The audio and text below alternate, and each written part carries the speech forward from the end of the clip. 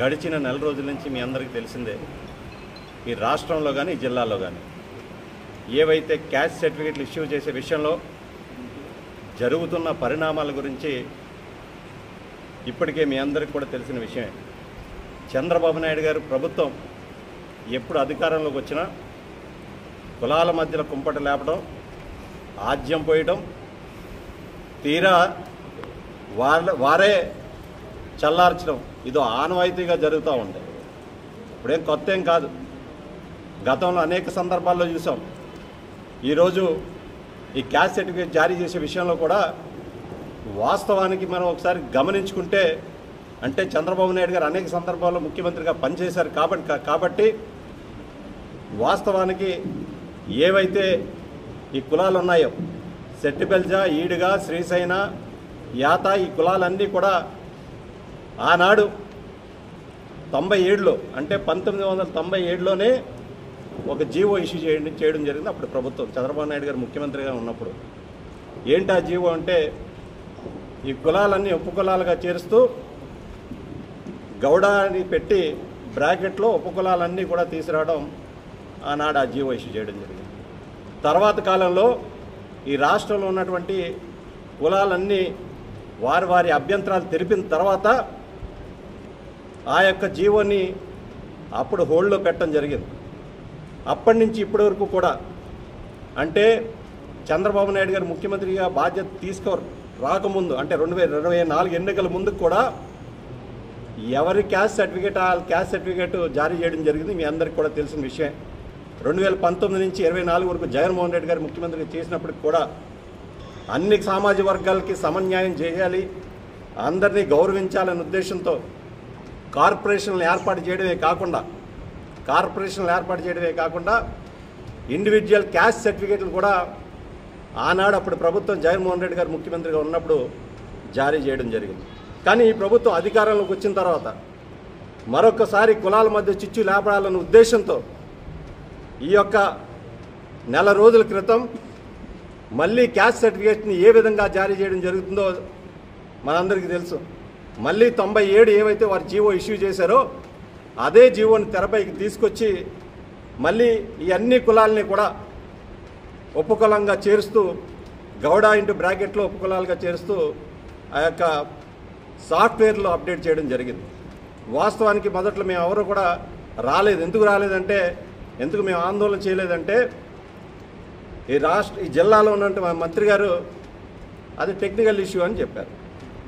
మేము కూడా technical issue అని భావించి కొంత సమయం ఇవ్వాలి ఈ ప్రభుత్వానికి అని చెప్పి ఎక్కడా కూడా మేము ఆందోళన చేయలేదు. రిప్రజెంటేషన్ మాత్రం సెట్టిబెల్జ సంఘానికి సంబంధించినటువంటి పెద్దలు అందరూ కలిసి గౌరవ కలెక్టర్ గారికి రిప్రజెంటేషన్ ఇవ్వడం, అదేవిధంగా మా పార్టీ జిల్లా అధ్యక్షుడు చెర్ల జగ్గిరెడ్డి గారికి కూడా ఈ యొక్క అంశం మీద మనం స్పందించాలి అనే ఉద్దేశంతో వారిని కూడా ఒక అపోజిషన్గా ఉన్నటువంటి పార్టీకి సంబంధించిన అధ్యక్షుడు కాబట్టి, జిల్లా అధ్యక్షుడు కాబట్టి వారికి కూడా ఒక రిప్రజెంటేషన్ ఇవ్వడం జరిగింది.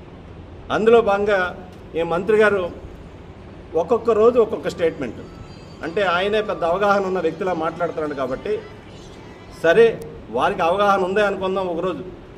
ఒక రోజేమో సాఫ్ట్వేర్ అప్డేట్ అంటారు, ఇంకో రోజేమో వైఎస్ఆర్ కాంగ్రెస్ పార్టీ ముసుగులో గత ప్రభుత్వం చేసిందంటారు, ఇంకో రోజేమో అబ్బాయి ఇది కాదు మొత్తం మేమే చేసామని ఇంకో రోజు ఆయనే చెప్పుకుంటా ఉన్నాడు. ఇదంతా గమనిస్తూ చూస్తే ఒకసారి జగ్గిరెడ్డి గారు ఏం మాట్లాడారో మీ అందరూ కూడా మీ దృష్టికి తీసుకురావాలనే ఉద్దేశంతో ఈరోజు మీ ప్రెస్ మీట్ కాల్ఫర్ చేయడం. పెద్దలందరూ జగ్గిరెడ్డి గారి దగ్గరికి వెళ్ళిన తర్వాత ఏం చెప్పారు ఆయన?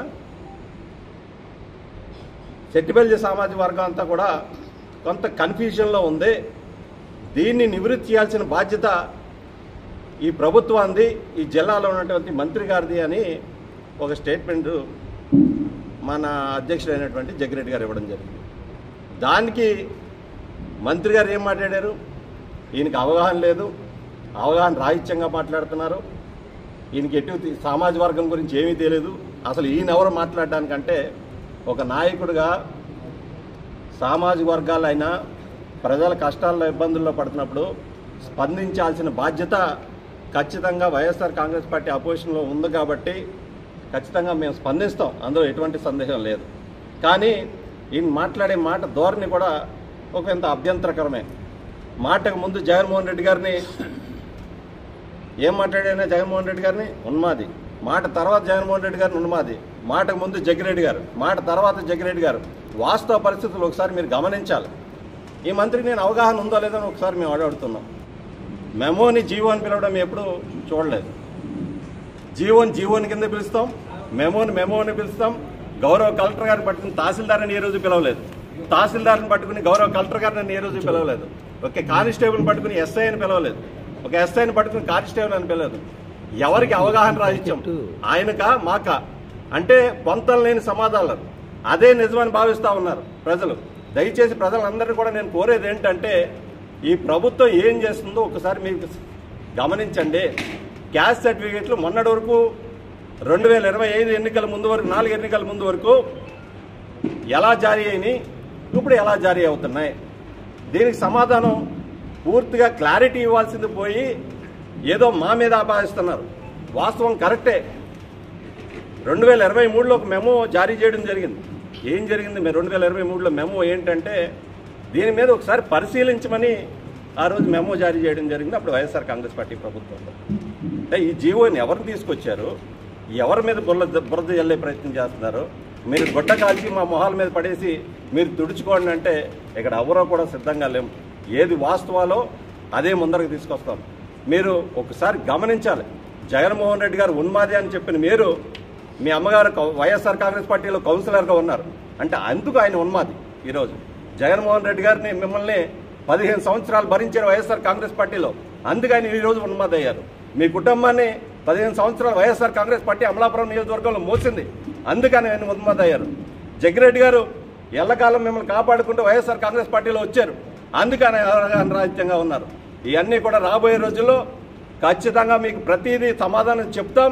మీరు చేసే అవకతవకలు కానీ ఎక్కడికక్కడ అండగడతాం. వైఎస్ఆర్ కాంగ్రెస్ పార్టీ తరఫున ఎట్టి పరిస్థితుల్లో 1-2 సార్లు చెప్తున్నాం. ఖచ్చితంగా మీరు కులాల మధ్య చిచ్చు రేపితే మాత్రం ఊరుకునే ప్రసక్తి లేదు. అన్ని కులాలను మేము సమానంగా గౌరవిస్తాం. వైఎస్ఆర్ కాంగ్రెస్ పార్టీ తరఫున అందరూ కూడా ఒకే తాటిపై ఉన్నాం.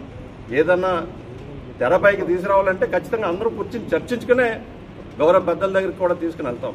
అంతేగాని మేమేదో కులాల మధ్య చిచ్చు పెట్టే ప్రయత్నం చేస్తారని మీరు చేసిన వ్యాఖ్యలు అభ్యంతరకరం. మీరు వెనక్కి తీసుకోండి. ఎట్టి పరిస్థితుల్లో మేము అవగాహన ఉండే మాట్లాడుతున్నాం లేదో ప్రజలకు తెలుసు.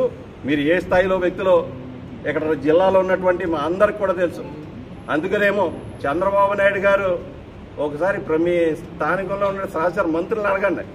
ఒక బఫూన్ మంత్రిగా ఈరోజు మీ క్యాబినెట్ అభినందిస్తుందంటే ఒకసారి మీ ఆలోచన విధానాలు ఏ విధంగా పనిచేస్తున్నాయో ఒకసారి మీ అందరూ కూడా అర్థం చేసుకోవాలని ఈ సందర్భంగా మనం చేసుకుంటా ఉన్నాం. మీరు అవగాహన ఉంటే బహుశా మీ ముఖ్యమంత్రి గారే ఏ శాఖ అప్పచెప్పారో మీకు తెలుసు, శాఖ ఎలాంటిది అప్పచెప్పారో మీకు తెలుసు. మీకు అవగాహన ఉంటే మీకు 25వ ర్యాంక్ ఇవ్వరు అనుకుంటాను నాకు తెలిసి. మీ ముఖ్యమంత్రి గారే మీకు 25వ ర్యాంక్ ఇవ్వరు. అంటే రాష్ట్ర పరిపాలనలో మీ ర్యాంక్ ఏ పాటిదో ఇక్కడ ఉన్నటువంటి అందరికీ తెలుసు.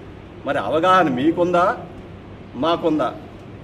జగ్గిరెడ్డి గారు ఏం చెప్పారు, ఒకసారి ప్రభుత్వం పరిశీలించండి అనే మాట మాట్లాడారు. అంటే కులాలన్నీ ఇబ్బంది పడుతున్నాయి, సెట్టిబెల్జీ సామాజిక వర్గం ఇబ్బంది పడుతుంది, ఒకసారి దాన్ని నివృత్తి చేయాల్సిన బాధ్యత ప్రభుత్వం ఉంది, అధికారంలో ఉన్నటువంటి పెద్దలు అని మాట మాట్లాడారు తప్ప ఒక్క మాట కానీ ఎక్కువ కూడా మాట్లాడలేదు. దాన్ని ఏదో ఈయన గౌరవం పోయినట్టు ఇష్టం వచ్చినట్టు మాట్లాడడం అనేది సమంజసం కాదు. ఎట్టి పరిస్థితుల్లో రాబోయే రోజుల్లో ఏవైతే మీరు చేస్తున్నారో, పొంతం లేని వ్యాఖ్యలు చేస్తున్నారో ఎక్కడికక్కడ ప్రజల్లోకి తీసుకెళ్తాం, ప్రజల్లోనే ఎండగడతాం. మీరు ఎట్టి పరిస్థితుల్లో రామచంద్రపురం నియోజకవర్గంలో కానీ అమలాపురం కానీ చేసిన పనులు చెప్పుకోండి. దాదాపు 1.5 సంవత్సరం అయిపోతుంది. ఏం పనులు చేశారో అనేది ఎక్కడా కూడా క్లారిటీ లేదు, సున్నా. మళ్ళీ పైపచ్చు మాపై ఎదురుదాడి చేయడం. మీరు 1-2 సార్లు చెప్తా ఉన్నా, మీరు చేసిన వ్యాఖ్యలు వెనక్కి తీసుకోండి, పనులు చేయండి, మేము కూడా సహకరిస్తాం. అంతే తప్ప ఎదురుదాడి చేస్తే మాత్రం ఎక్కడ చూస్తూ ఊరుకోవడానికి ఎవరు కూడా సిద్ధంగా లేరు అని ఈ సందర్భంగా మనవి చేసుకుంటూ